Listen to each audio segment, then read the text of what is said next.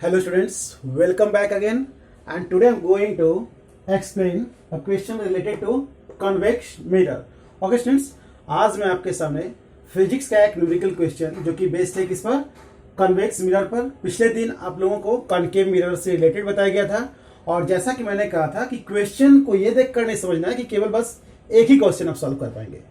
मेरा यह कहना है कि यदि आप वीडियो कंप्लीट देखते हैं तो बहुत सारे बेसिक कॉन्सेप्ट आपको बताए जाते हैं, जिससे आप इससे रिलेटेड कई तरह के कॉन्वेक्स और कॉनकेव से रिलेटेड कई क्वेश्चन आप सॉल्व कर पाएंगे। Okay students, so you should not waste our time and look at here.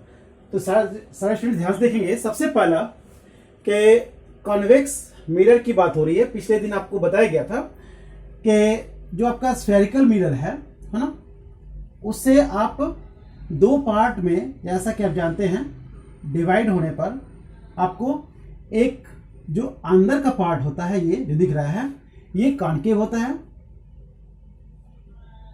और जो बाहर का ये पार्ट है, ये आपका क्या है, कॉन्वेक्स। ओके स्टूडेंट्स, और जैसा कि आप जानते हैं कि जो बीच का ये सेंटर इसका है ना, जिसको हम क्या बोलते हैं, सेंटर ऑफ कर्वेचर।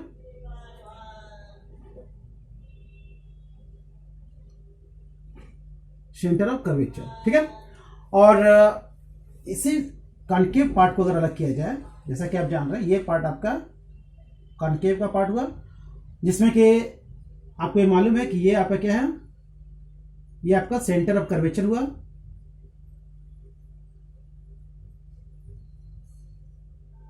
और इन दोनों के मिड पॉइंट, दैट मीन्स बीच का जो पॉइंट है, वो आपका क्या हो गया, फोकस हो गया। ओके स्टूडेंट्स, और बताया गया था आपको कि यहां से लेकर यहां तक का जो डिस्टेंस है, उसको हम लोग क्या बोलते हैं, रेडियस ऑफ कर्वेचर।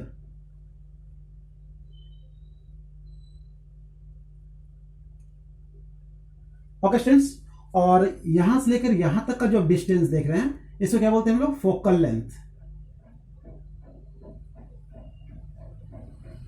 ओके, जैसे ही हम लोग कॉन्वेक्स की बात करते हैं, जैसा कि आपको बताया गया कि ये पार्ट है ना, तो ये आपका जो दिख रहा है, ये आपका क्या होगा, दैट मीन्स कि कॉन्वेक्स होगा। ये आपका कॉनकेव हो गया, कॉनकेव मिरर।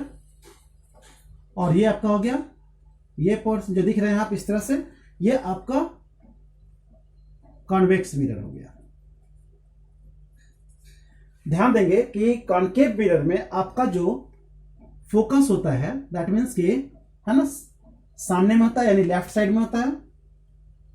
और आपको बताया भी गया था कि जब भी ऑब्जेक्ट रखा जाता है, दैट मीन्स कि है ना, सामने में कभी भी ऑब्जेक्ट यदि आप रखते हैं, तो कॉनकेव मिरर में सामने में ऑब्जेक्ट रखते हैं, उसके सामने, दैट मीन्स कि ऑब्जेक्ट जो होता है हमेशा पॉजिटिव इंडिकेट करते हैं ऑब्जेक्ट के पोजीशन के लिए, जब भी आप उसको रखते हैं तो, है ना।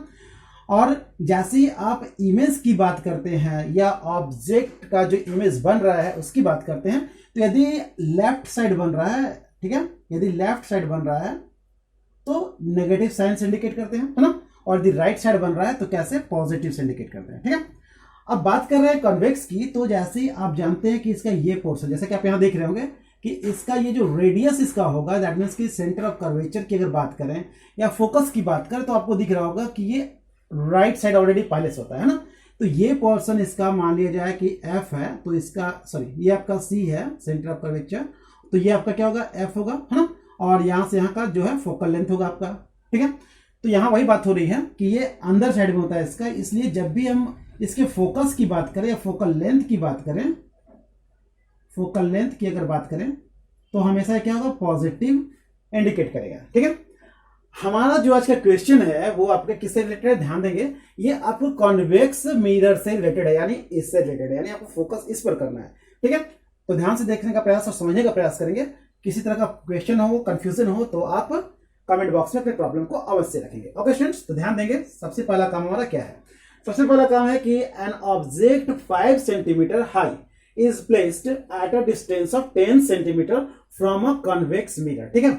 तो आपको बताया गया है कि जब भी ऑब्जेक्ट रखा जाएगा तो हमेशा कहां रखा जाएगा, लेफ्ट साइड में रखा जाएगा, है ना।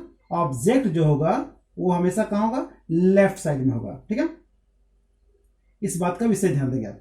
ऑब्जेक्ट आपका लेफ्ट साइड में होगा, कितनी दूरी पर बोल रहा है, एन ऑब्जेक्ट 5 सेंटीमीटर हाई है, is placed at a distance of 10 centimetre from a convex mirror, यानी इससे आप 10 सेंटीमीटर की दूरी पर रखेंगे। ठीक है, सपोज दैट ये आपका 10 सेंटीमीटर है ना, 10 सेंटीमीटर इतनी दूरी पर आप क्या रख रहे हैं, ऑब्जेक्ट को रख रहे हैं यहां पर। ठीक है, आगे बोला जा रहा है जिसका हाइट बताया गया 5 सेंटीमीटर, ऑब्जेक्ट का हाइट जो है वो 5 सेंटीमीटर है।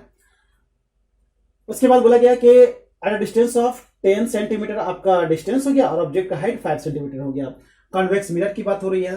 रेडियस ऑफ कर्वेचर बताया गया 30 सेंटीमीटर। अभी मैंने बताया कि रेडियस ऑफ कर्वेचर देख रहे होंगे आप, जब कॉन्वेक्स की बात हो तो अंदर के साइड यानी कि राइट साइड में होगा, यानी राइट साइड। ठीक है, तो ये आपका क्या है, फोकल लेंथ है, तो इसका डबल जो दैट मींस आपको मालूम है कि यहां पर आपका सेंटर ऑफ कर्वेचर और रेडियस ऑफ कर्वेचर जो बोला जा रहा है ध्यान देंगे, रेडियस ऑफ कर्वेचर जैसा कि मैंने बताया था इसमें कि यहां से लेकर यहां का डिस्टेंस जो रेडियस ऑफ कर्वेचर है, तो यहां से लेकर के दैट मींस कि आप देख रहे हैं यहाँ पे पोल होता है, यहां से लेकर यहां तक का डिस्टेंस जो है यहाँ पर क्या है, रेडियस ऑफ कर्वेचर है। और ये बताया गया है कि आपका जो रखा गया है ना, मतलब दैट मींस कि ऑब्जेक्ट यहां रखा गया है 10 centimetre from a convex mirror of radius of curvature है इसका 30 सेंटीमीटर। ध्यान देंगे, रेडियस ऑफ कर्वेचर जो आपका है ये कितना है, 30 centimetre. Find the nature, position and size of the image. तो आपको नेचर बताना है कि कैसा बनेगा इमेज इसमें, दूसरा आपको साइज बताना है, ठीक है, और साथ ही पोजीशन बनाना है। सबसे पहले हम लोग फर्स्ट में पोजीशन निकाल रहे हैं ना,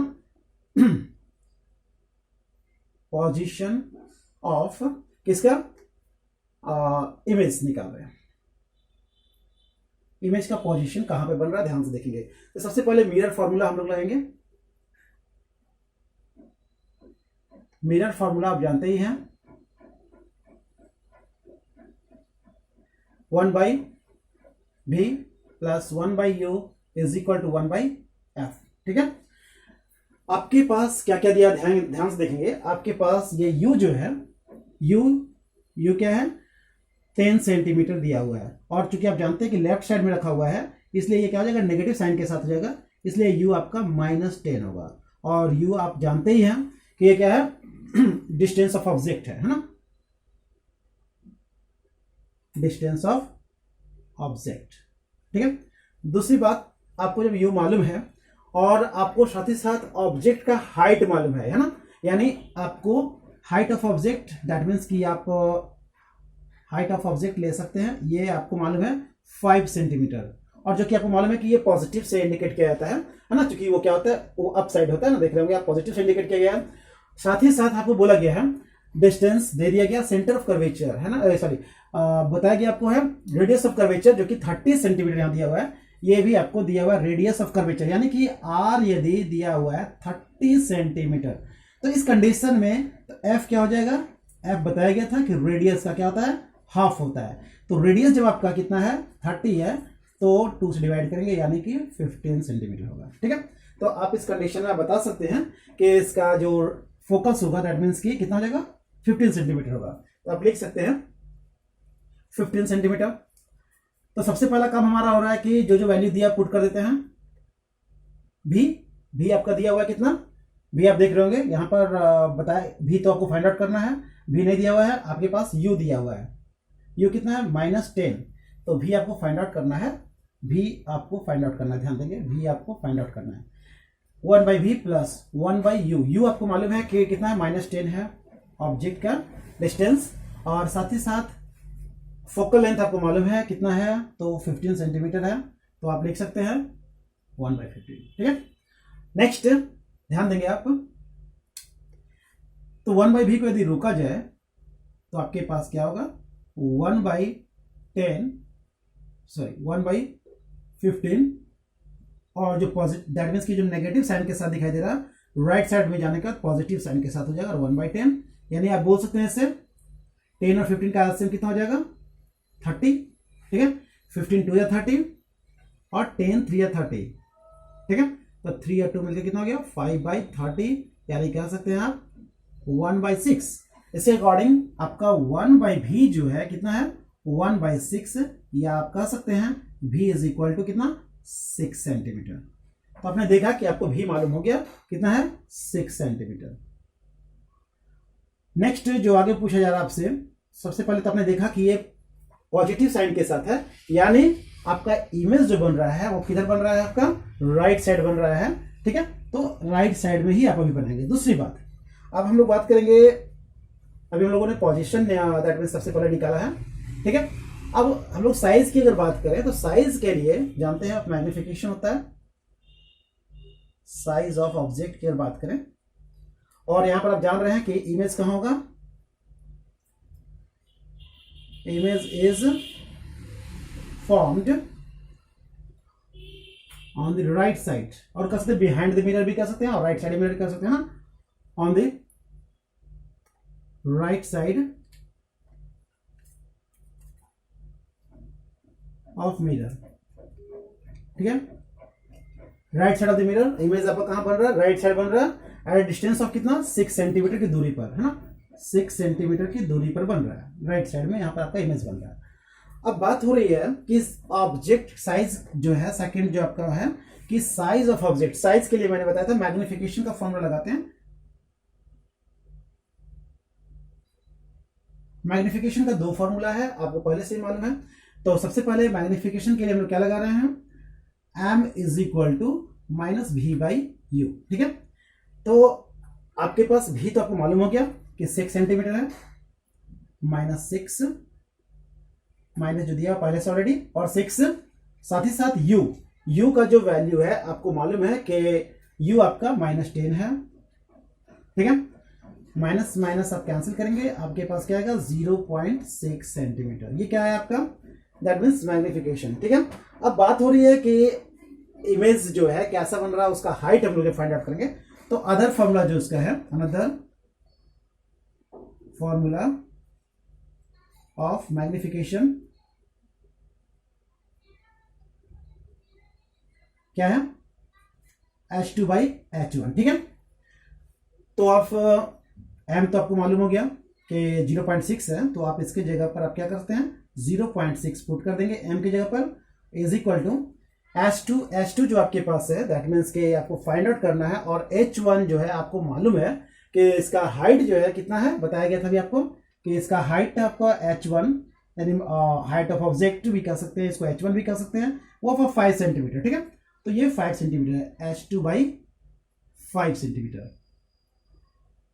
ओके स्टूडेंट्स, अब आप इसे क्रॉस मल्टीप्लाई करते हैं तो आपके पास क्या होता है, तो 5 6 5 30 होता है, यानी आप कह सकते हैं H2 इज इक्वल टू 5 को 6 से इंटू करेंगे तो आपके पास क्या आएगा 3 सेंटीमीटर आएगा। ठीक है, यानी इमेज की अगर हाइट की अगर बात करें तो वो दिखा रहा आपको पॉजिटिव ही दिखा रहा है ना, और दैट मीन्स कि आपको ये भी मालूम है कि राइट साइड बन रहा है, और साथ ही साथ 3 सेंटीमीटर। तो पहले आपका जो इमेज का हाइट था वो कैसा था, 5 सेंटीमीटर, ऑब्जेक्ट का हाइट 5 सेंटीमीटर था, और अब जो है कैसा बन रहा है 3 सेंटीमीटर।